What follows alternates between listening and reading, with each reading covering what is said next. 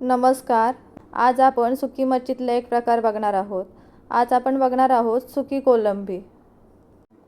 त्यासाठी इथे मी तव्यात 3 चमचे तेल घेतलेलं आहे. तेल मध्यम गरम होऊ द्यायचं आहे. तेल गरम झालं की आपल्याला त्यात 2-3 बारीक चिरलेले लसूण टाकायचे आहेत आणि 2 मध्यम आकाराचे बारीक चिरलेले कांदे आपल्याला यात टाकायचे आहेत. हा कांदा आपल्याला गुलाबी रंग येईपर्यंत मंद गॅसवर परतत राहायचा आहे. कांदा लवकर भाजण्यासाठी आपल्याला यात थोडं मीठ टाकायचं आहे.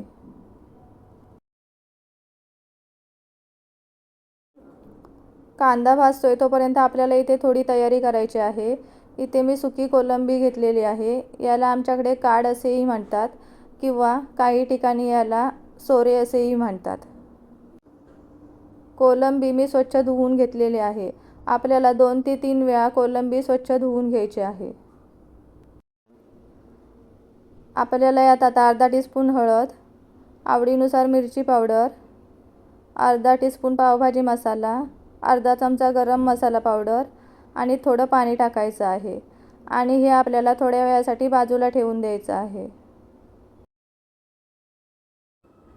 कांदा चांगला भाजला गेलेला आहे. आता आपल्याला यात एक बारीक चिरलेला मध्यम आकाराचा टोमॅटो टाकून घ्यायचा आहे आणि तो मऊ होईपर्यंत मंद गॅसवर परतत राहायचं आहे.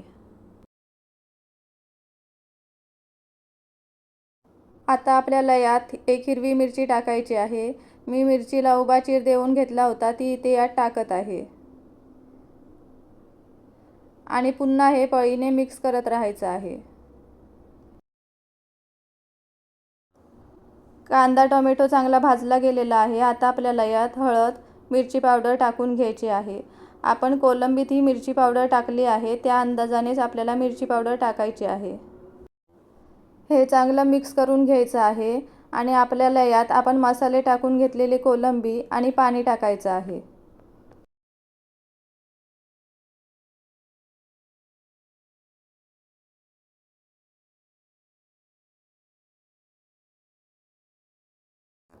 आणि पुन्हा हे मिक्स करून घ्यायचं आहे.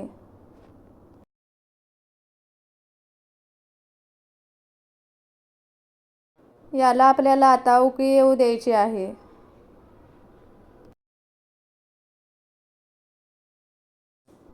आपल्याला यात आता चवीनुसार मीठ टाकायचं आहे.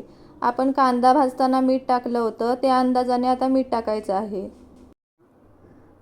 उकळी आल्यावर आपल्याला यात कोकम टाकायचं आहे. मी एका कोकमाचे 4 भाग करून घेतले होते, ते आता यात टाकले आहेत आणि पळीने आपल्याला हे मध्ये मध्ये मिक्स करत राहायचं आहे.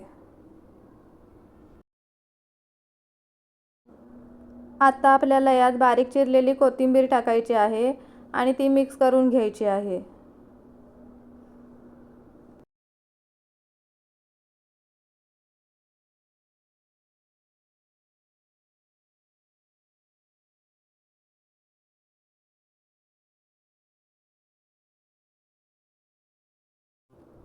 कोलंबी चांगली शिजलेली आहे. आता आपल्याला गॅस बंद करायचा आहे. इथे आपली सुकी कोलंबी बनवून तयार आहे.